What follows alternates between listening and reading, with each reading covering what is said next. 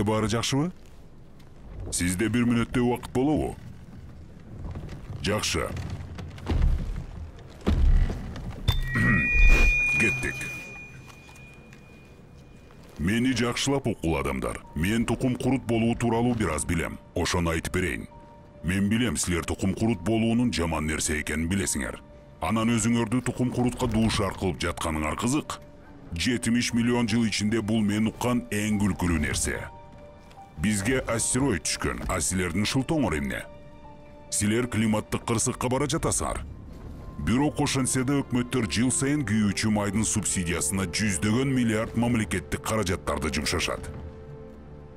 Элестеткиле, эгер биз жылына гигант метеориттерге субсидия берүү үчүн 100 миллиардтарды коротсок.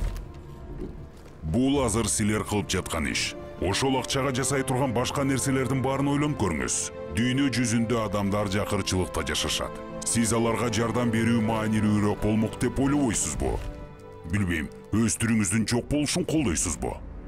Мага бир саамга чындыкта болууга уруксат бериңиз. Азыр сизде экономиканын калыбына келтирүү жана пандемиядан айыгуу шансы бар.